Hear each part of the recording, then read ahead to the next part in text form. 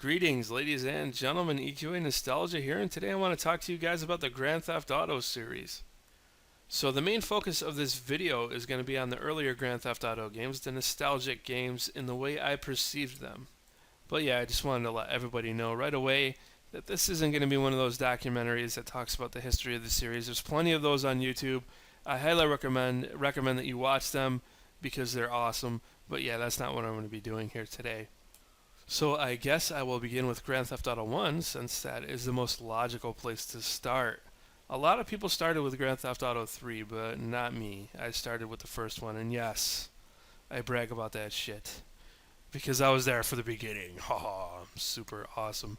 But no, really, I was there for the beginning, and it just kind of happened by accident. I was over at my girlfriend's house at the time, and her brother had the game installed on his computer, and I fired it up, and immediately I loved it. I just loved it. I was used to the top-down, like isometric style games because I grew up with games like that, with Zelda and stuff like that. So I was used to that kind of view. It didn't bother me. Now, if you were to show that to gamers, they'd be like, "Oh, it's awful." But it was great back then. I still enjoy it.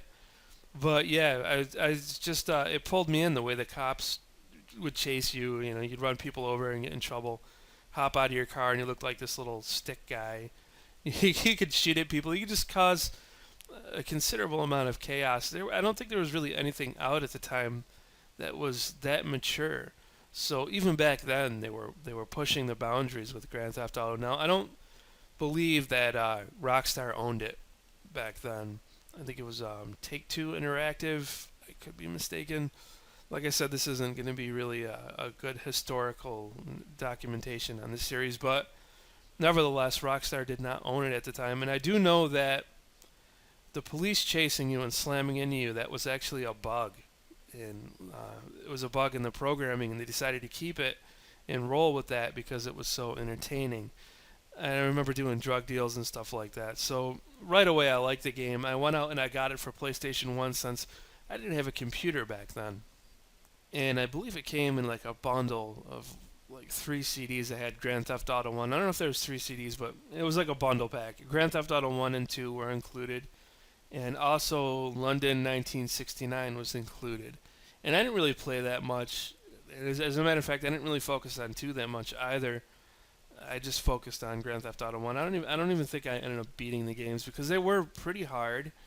But when I played them, pretty much I just went around and caused chaos like people tend to do now. You can either do the missions or cause chaos, and some people just get caught up on causing chaos and driving around and having a lot of fun. And I introduced it to a bunch of my friends, and they all thought it was cool. So we were really excited when we heard about Grand Theft Auto 3. I remember reading about it in magazines and seeing the screenshots in magazines back in the day when people actually got gaming magazines. I don't think anybody really does that anymore, but yeah, it was something that we all talked about. It's just going to be great, and I kind of knew what it was going to be like before it ever came out because I just tried to imagine the 2D version in 3D, and I got it in my head pretty good. It was pretty accurate. Only I didn't get a correct assessment of how incredibly funny it was when I first started playing. Now, Grand Theft Auto 3, when that came out, my buddy got it and he brought it over to the house, and we were all gathered around the TV. Like, there's probably like 5 or 6 of us gathered around this small, like 17-inch box television set, just staring at the screen in awe and laughing our asses off, running people over. For some reason, the first time you played Grand Theft Auto 3, I don't know if it was just us, but it was hilarious. Like, the amount of chaos you could cause. Slamming into people, running people over, messing with the cops, doing insane stunts, flipping over like 10 times. We would just take turns, trying to find all the cool places to do jumps and shit like that. I mean, it was, for the first time, it was a living, breathing world. I'd never seen anything like that up to that point because I don't think anybody had done the sandbox thing before. But yeah, I mean, it felt like a real living, breathing world. You had a day and night cycle. You had weather that would come and go. This is stuff that I think games had done a little bit before, but nothing really incorporated it into one tight package the way GTA did. Like even driving around in a lot of games, you either had good driving or crappy action or crappy driving, and it's I don't think anything ever really got that down. And it was really hard to make. For some reason back then, it was really hard to get driving down in games. It seemed like almost every game I played where you drive, it sucked. But they got it down. They got the combat down and the driving, all of that stuff. It went really well, and it transitioned so well. When you got in your car, it didn't have to load a different segment. Usually, before that, different segments would have to load. It was all completely seamless. You got in the world, there was basically no loading that had to happen. So I never seen anything like that. I mean, with the radio stations, they would talk about things that you did, and it would involve you with the world. You'd be like, "Oh yeah, I just got done doing that. That's cool." They mentioned what I did.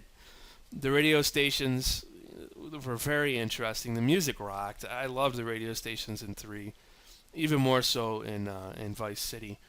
But yeah, there's something about those old Grand Theft Auto 3 tunes that are more nostalgic than anything else. I play them when I play Multi Theft Auto. I have them on my custom MP3 player. But yeah, the radio stations were cool. Just everything about it made you feel like it was just a real place. But the year Grand Theft Auto 3 came out was a strange year for me because it was the year I graduated, but it was also the year 9/11 took place. So it was a very, very strange year. And I remember hearing rumors that there was something about the trade towers being in the game and they had to remove it. I don't know how true that was. Maybe it was the truth. Maybe it was just people, talking shit. But nevertheless, that game really changed everything. I mean, we had a million clones come out after that. It just, you can't overstate how much that changed the industry and gaming as a whole. Because then all of a sudden, all these other games started to do stuff like that. And we started to see living, breathing worlds. Like in Morrowind, there was another game that just blew me away. Morrowind, when that came out, it just blew my mind with the way they created a living, breathing world. So Vice City came out really soon after that. I mean, they began production on Vice City immediately after they got done with Grand Theft Auto 3. And then once they seen how popular it was and the way the game just took off, they really crunched to get it done. I think it was 9 months it took them to finish Vice City. So Vice City kind of feels like, if you go back and you play it right now, it kind of feels like an expansion for Grand Theft Auto 3. And by today's standards, that's probably what it would have been. It would have just been an expansion. So it was the fastest they came out with a sequel like ever.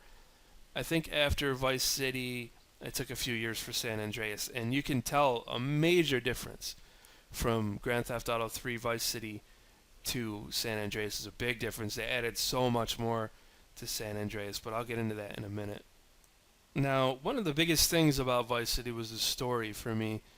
I absolutely loved Scarface, and basically Vice City was Scarface the game.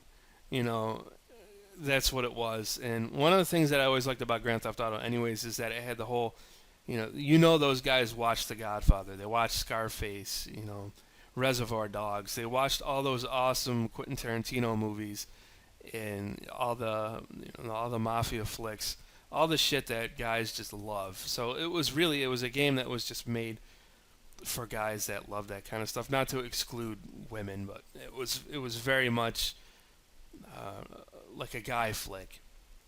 And when Vice City came out, I loved that. Ray Liotta was in it. He was in Goodfellas, and he was in a lot of great movies, but Goodfellas comes to mind big time. And it was just awesome hearing his voice. And then that brings me to another point. All the voice actors they had throughout the years, they had some really top-notch voice actors. I can't go through and name all of them. They had Samuel L. Jackson. They had him in San Andreas. They had Gary Busey. I think Gary Busey was in Vice City, who's really funny actor. Some of you might not know who he is, but he was really big in the 80s.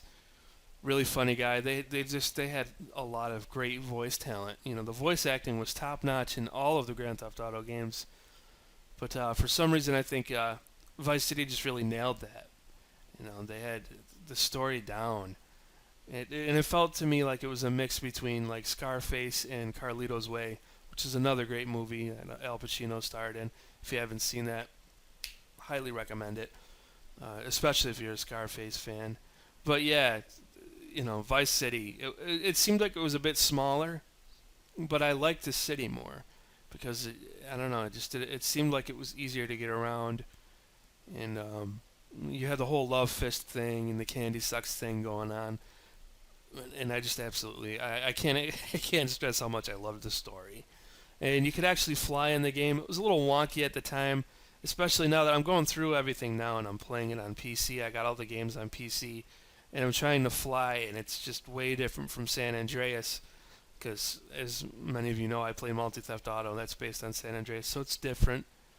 But yeah, it's really cool to be able to get in the boats and go around, and the water looked way better than it did in 3. You still couldn't swim though, for some odd reason. I mean, they went through all the trouble of making the game look really good in terms of water. I still look at the water and go, "Damn, that looks so much better than it did in 3." But I guess they didn't have the time to put in swimming mechanics because, like I said, it was rushed out the door. But yeah, story was great. Really love Vice City. But San Andreas is probably my favorite, not because of the story or the characters so much, but because of how absolutely freaking massive that game is. It's massive. They added so much to it. Now, while Vice City added the ability to buy properties and stuff like that, San Andreas just expanded upon that. I mean, we had turf wars and stuff in San Andreas. You could customize your character. In Vice City, you could change the clothes and stuff like that. And there were cheats where you can become different characters, but you could get fat. You could beef up and get really big muscles. You could train your fighting style. They had a lot of role-playing elements in San Andreas. The missions were a lot more detailed, I think. Some of them went on for quite a while. They had like multi-tiered things going on with the missions. It's been a while since I went through and played those, so that's not really fresh on my brain like 3 is. I just recently beat 3, and I'm going through Vice City right now, and then I'm going to make my way up to San Andreas again. But I really like the gang war stuff where you had to wipe out all the gangs. Now, they always had gangs in the game going all the way back to 3. I'm not certain if they had them in the originals, but you'd always have gangs that would get mad at you and shoot at you and stuff, but it was much more dynamic in San Andreas. So yeah, when that came out, basically the only thing I could think of is what a shame it was that it didn't go online, because at that time I was playing EverQuest Online Adventures and I understood what an MMORPG was finally. And looking at that world, I remember talking to people on EQOA about how massive it is, and a few people had played it. Obviously, it was a PlayStation game, but I mean, it was just I was in awe with how huge it was because I mean, EverQuest Online Adventures was a big game, but you didn't really have a lot of like buildings and stuff. If you think about it, with EQOA now, especially now that I've been able to go through it offline and play through it and see everything without people there, there's really not a lot inside of EQOA. It was huge, but there weren't like tons of buildings and things going on. With San Andreas, you had a huge map plus all of these buildings and all these pedestrians and stuff walking around. You had all the traffic and everything and the missions. That's a lot of stuff to fit on a PlayStation 2, without a hard disk drive or anything like that. But yeah, I mean, just an absolutely amazing game, and you can't understate how cool the story was. I really enjoyed that. I really enjoyed the era as well. As much as I'm a fan of the 80s, I spent my childhood in the 80s, but the 90s is basically my generation. Generation X, and it's just really cool to go back and see, and hear all that music and stuff that was around when I was a teenager. But yeah, that's one of the things that draws me to this series, is that they just get that moment in time so right. They get it perfect. And they focus on the hot spots of that time. And now it's not so much, but that's what they were doing in the PlayStation 2 version. They really captured the vibe of the 80s with Vice City, and San Andreas just nailed the whole South Central LA thing. I remember there was hearing about riots when I was a kid going on down there, so that was the main focus of what was going on. And then in Grand Theft Auto 4, they started focusing on the immigration, Russian and I think there's Russian and Bosnian immigration and stuff like that. They focused on that in Grand Theft Auto 4. That's another one I haven't played since it came out, so uh, I really enjoyed that as well, but not nearly as much as San Andreas. I'm one of those people who I'm kind of like a purist when it comes to Grand Theft Auto. I see people and they're like, well, Grand Theft Auto 5 is the best. While I haven't played it yet, I'm going to have to say no. I mean, the mechanics-wise, it might be awesome, but there's just something about the older games that, the first few times you went through it, it was really special. But I know they've added some really cool shit to Grand Theft Auto 5, and I can't wait to play it. I do plan on playing it soon. But San Andreas, with the mod, I have to count the mod. I know that's kind of not fair, but yeah, being able to go online with all those people and it turns San Andreas into an MMORPG, it's just amazing. And in my opinion, it's the best Grand Theft Auto ever made. Now, like I said, I did like the story better in Vice City, but it was still a really good story for San Andreas. If you haven't gone through it, are you living under a rock? That's all I could say, really. You're living under a rock if you haven't played and beat it. Now, another thing I wanted to touch down on was how challenging these games were. Now, I didn't find a whole lot of challenge in 4, but back in the PS2 days, Grand Theft Auto could be pretty tough. And I just got through 3, like I said. And man, some of those missions were just frustrating. It would drive you nuts, but I think a lot of people use cheat codes. I use cheat codes on like every one of the older ones.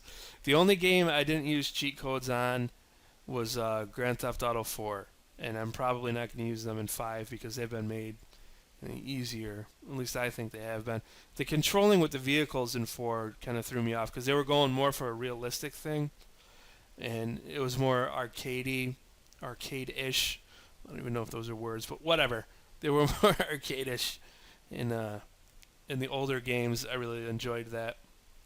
But yeah, I can't forget using jetpacks and stuff like that. For the first time, jumping onto airplanes, and you had a marijuana farm and shit like that. But the effect on the culture and the media with Grand Theft Auto, they were always throwing a fit. Each and every Grand Theft Auto, someone was throwing a fit about it. Well, there's prostitution in this one, and that one has this, and it's more graphic. And San Andreas actually had the hot coffee mod that people got into. They wanted to release sex in San Andreas, but there was too much pressure on them where they couldn't do it. But they left the files on there. It's almost like they knew that eventually someone would crack those files and they'd be able to get the mod. So I think they came under a little bit of fire for that hot coffee mod when people started to unlock that on PC, and you could actually even get it on PlayStation 2, I believe, and Xbox. Maybe it was just PlayStation 2 and PC, but yeah, you could get it modded up where you could have the hot coffee mod, and it's just basically the sex that they put in the game. And I apologize if you hear crackling because my cat decided it would be an awesome time to hop into my lap and cuddle. My cat's nuts. He's a troll, aren't you? Yes, I am. I'm a troll. I'm a troll. But yeah, absolutely love this series. I don't know what else to say really about it other than it was freaking awesome. And 4 kind of disappointed me. Now, there's people that say, "Oh, Grand Theft Auto 4 sucked." It didn't suck, man. I mean, it wasn't a shitty game. It just compared to Grand Theft Auto San Andreas, it wasn't as good. It's still better than most of the shit that came out that year. Probably everything that came out that year. Great game, but just they scaled everything down so they could get better graphics in there. I mean, they didn't really have. I don't think they had as much customization either. You could change your clothes and shit, but I don't think you could do anything with your hair, tattoos, none of that stuff that San Andreas had. It was really a big step backward, Grand Theft Auto 4, if you think about it, in terms of what they were able to do.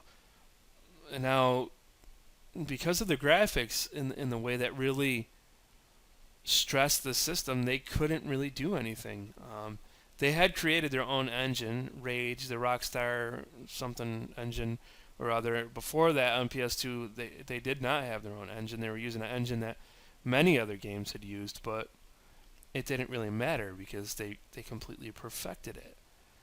Grand Theft Auto 5, I'm not certain about the customization for your characters. All I know is, you can play as 3 different characters, which is cool, but I don't know. I don't know how I feel about that. But like I said, I can't really talk about 5. I haven't played it. And not only that, it's not really nostalgic. 4 is somewhat nostalgic because it's been a while since it came out now. Surprisingly, it's been a few years. I think that came out in 2008, so it's been a while. I really enjoyed the shows and stuff you could go to in that. I laughed my ass off at the Cat Williams comedy show. It's just a fun game, but yeah, like I said, it was a step back. But I think that's about it. That's really all I got to say. I have to stress to you guys, because I heard that Grand Theft Auto 5 online really isn't that good. It disappointed a lot of people. And I remember playing Grand Theft Auto 4's online, and I did have fun with it, but it didn't keep me around long. And that's mostly because, multi-theft auto is so much better. If you're one of those people who can't get over graphics, I feel sorry for you, because you're missing out on so much shit that you're not going to get with Grand Theft Auto 5 online. It's just not going to happen. I heard there was something like, I don't know, 16 players or something. I don't know how many people can play on Grand Theft Auto 5, but it sure as hell isn't 1,400, because that's how many people can play on GTA San Andreas with the multi-theft auto mod. I mean, you have to check it out. I can't stress that enough. It's one of my favorite games of all time. I hold it up there with, some of the greatest games I've ever played, like SOCOM and EQOA. Obviously, it's not going to top those, but it's right up there. Multi-theft auto. If you haven't played it, get it, check it out. So yeah, that is it for this video. I thank you guys for watching, and I look forward to seeing you in the next one.